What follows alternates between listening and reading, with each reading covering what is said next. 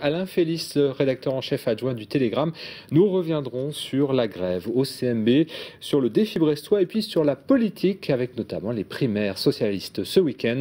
Bienvenue dans cette nouvelle édition du JT. Il n'y aura pas de troisième semaine de grève au Crédit Mutuel Arkea. Direction et syndicats ont fini par trouver un accord lors d'une rencontre ce vendredi après-midi. Les plus bas salaires sont revalorisés à la hauteur des revendications. Alain, bonjour. Bonjour. Ce mouvement marque les esprits pour plusieurs raisons. D'abord, il y a les origines de ce conflit. À l'origine, il y a d'abord une demande de revalorisation salariale et on voit se multiplier actuellement ici, dans le Finistère, mais également ailleurs en France, des conflits de ce genre sur des augmentations salariales. Il y avait en plus le problème, puisque c'en était un apparemment pour les grévistes, de la revalorisation, 79% de mémoire, des plus gros salaires. Et là, manifestement, dans une entreprise telle que le CMB, qui, rappelons-le, est une entreprise mutualiste, eh bien là, sans doute, on touchait un peu aux valeurs. Et justement, le mutualisme, c'était l'un des arguments des salariés grévistes pour justifier leur mouvement, un mouvement suivi de près par les salariés d'autres banques, comme a pu le constater Christophe Boucher avec un délégué syndical ce vendredi matin. Les valeurs du mutualisme, c'est à la fois solidarité, partage, humanisme. Et on s'aperçoit qu'aujourd'hui, les valeurs de nos dirigeants, c'est capitalisme, rentabilité, productivité. Nous sommes dans un système industriel total. Nous, on a des valeurs qui ne correspondent pas à ça et on veut les conserver aujourd'hui. Là, je peux dire que nous sommes très écoutés, très observés, parce que ces méthodes sont appliquées ou vont s'appliquer dans d'autres entreprises, hein, et nous avons une forte solidarité aujourd'hui de nos collègues d'autres établissements. Je ne cacherai pas que le Crédit Agricole, la Banque Populaire, le CIC sont en train de nous regarder et s'inquiètent aussi de la dérive de leur entreprise.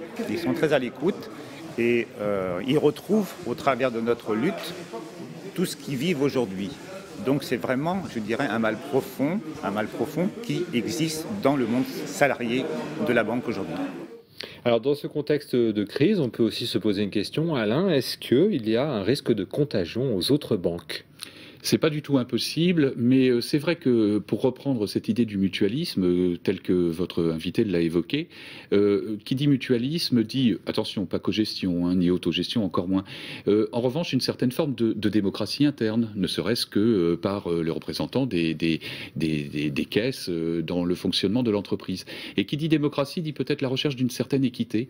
Et je pense qu'on est là dans le cœur du problème. On parlait des rémunérations, de certaines rémunérations jugées par certains trop importantes, et manifestement cette recherche d'équité, c'est une des valeurs du mutualisme. Alors le mutualisme, bon, c'est bien développé dans notre département, c'est même le département du mutualisme. On va voir maintenant comment ça peut éventuellement se propager sur d'autres entreprises, mais dans le cas du CMB, encore une fois, on est vraiment sur un aspect bien particulier du mutualisme, ce ne sont pas tout à fait des entreprises comme les autres quand même. Donc on peut dire qu'il y a vraiment eu une crise du mutualisme avec ce conflit au CMB Arkea ? En l'occurrence, le CMB est une banque qui se développe, qui s'est développée en France mais également sur d'autres marchés, et elle affronte d'autres banques qui ne sont pas forcément des banques mutualistes et donc qui est en concurrence frontale et peut-être une tendance à utiliser les mêmes armes en tout cas. Alain, vous connaissez ceci ? Oui. Les papillons sur les PV, c'est bientôt fini. L'année prochaine, certaines communes du Finistère passeront au PV électronique. Plusieurs avantages pour la police, un gain de temps et une économie de papier. Les explications avec Pauline Ferco à Quimper. Je vous rends vos papiers. Vous pouvez y aller. Vous allez recevoir un avis de contravention dans les 4 jours à votre domicile. Depuis le mois de juillet, une tablette numérique remplace le PV version papier. Et oui, même la police se met au goût du jour. Et cela ne manque pas de surprendre les automobilistes. Et les gens sont surpris puisqu'ils n'ont pas le papier, ils n'ont pas la contravention en main. Et ils ont du mal à comprendre que la contravention va arriver sur leur domicile. Si la police nationale utilise déjà ce système depuis plusieurs mois pour verbaliser les infractions de conduite, la police municipale utilisera aussi cet outil pour les contraventions de stationnement. Vous savez qu'avant, le procès verbal était déposé souvent sur le pare-brise du véhicule et parfois le procès verbal disparaissait et l'usager ignorait même qu'il avait été verbalisé. Et du coup, recevait un courrier de majoration de l'amende. Maintenant, c'est plus le cas, puisque le procès-verbal arrive directement au domicile, comme c'est le cas, par exemple, pour les radars automatiques. C'est le même fonctionnement, c'est le même centre de traitement de Rennes qui gère cette information. D'ailleurs, la ville de Camaret est déjà en train d'équiper ses policiers municipaux de boîtiers numériques. Quant à Quimper, Saint-Paul-de-Léon ou Gouesnou, ils devraient suivre courant 2012. À savoir que les municipalités sont libres d'adhérer ou non à ce système. Et à 1 500 € le boîtier, il se peut que certains gardent encore le PV papier pendant quelques temps. Et puis Pauline Ferco remercie le commissariat de Quimper qui ne l'a pas oublié pendant le tournage de ce reportage. Alors les papillons, c'est toujours d'actualité, Alain. On est passé d'ailleurs de 11 à 17 € pour les amendes de stationnement il y a peu de temps. L'État rationalise, on le voit avec le PV électronique. Il y a réellement besoin de remplir les caisses. On peut le penser, et peut-être assez rapidement, puisque si j'ai bien compris, ça ira beaucoup plus vite. Il y a au moins une bonne nouvelle pour l'automobiliste, c'est que avec ce système-là, on peut espérer qu'il y ait moins d'amendes majorées. Bon, c'est déjà une bonne nouvelle. Mais c'est vrai qu'on se rend bien compte qu'il faut aller de plus en plus vite. Mais c'est de la rationalisation de plus en plus vite, oui, c'est ça, de plus en plus rapide. Allez, on passe au défi brestois qui est parti. Ce principe, ne pas boire d'alcool pendant 3 jours consécutifs. Un moment d'abstinence pour mieux juger de sa propre consommation. Et le défi est diversement apprécié.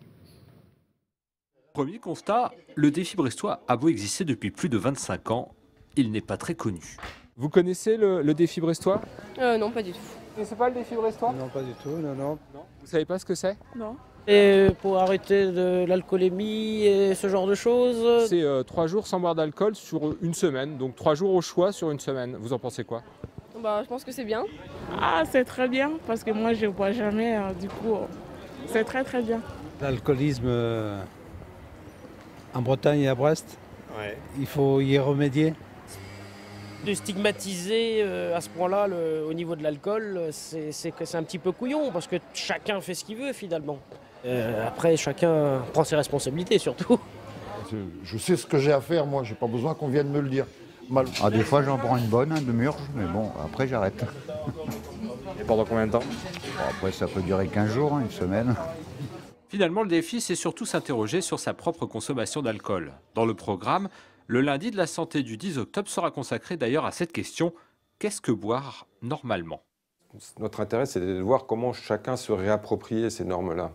Et de voir qu'il y a d'un côté un discours qui est un discours un peu officiel, mais qu'en même temps, on peut avoir des normes qui sont plus basses, plus hautes que celles de l'OMS, et de voir comment chacun, encore une fois, se débrouille avec cette question de l'alcool. On sait que les normes, de toute façon, évoluent avec le temps. C'est-à-dire que les normes d'aujourd'hui ne sont pas les normes d'il y a 30 ans ou 40 ans, que les manières de s'alcooliser changent. Une étude est lancée en ce moment pour recueillir les témoignages du grand public sur sa consommation d'alcool.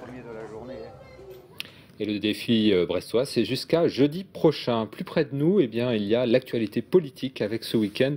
Ça n'aurait échappé à personne. Les primaires socialistes dans le Finistère. 153 bureaux de vote seront ouverts ce dimanche de 9h à 19h. Tout le monde peut voter sous réserve de s'acquitter d'une participation d'1 € et également de signer la charte d'adhésion aux valeurs de la gauche. Alain, est-ce que la participation peut être significative dans le Finistère pour cette primaire socialiste ? Avec le résultat de la primaire, c'est l'autre grande inconnue. On n'a jamais vu une telle organisation se mettre en place en France. C'est vrai que la participation va être difficile à déterminer à l'avance. Au Parti socialiste, on vise le million. Est-ce qu'on sera à moins? Est-ce qu'on sera à plus? C'est toute la question avec des grands enjeux, parce qu'effectivement, en fonction de cette participation, le candidat... Ah oui, sans aucun doute. Il est clair que le candidat qui va être désigné par cette primaire à un tour, voire à 2 tours, pourra engager la campagne présidentielle cette fois avec un fort atout dans la poche, un intérêt, une démonstration que son titre, sa candidature intéresse et que les valeurs qu'il porte également reçoivent un certain écho. Un pronostic pour le Finistère ? Ce que l'on sait, c'est que au niveau des élus, le Finistère est plutôt hollandiste. Bon, à cela, des raisons historiques. Hollande est issu du transcourant que menait à une époque un certain Jacques Delors, qui n'est autre que le père de Martine Aubry. Et dans ce transcourant, eh bien, il y avait beaucoup de Bretons et beaucoup de Finistériens. Donc, on voit bien que sur le terrain, les élus socialistes dans le Finistère sont plutôt hollandistes. Mais il ne faut pas vendre la peau de l'ours avant de l'avoir tué. On verra dimanche soir. Réponse dimanche soir. Merci à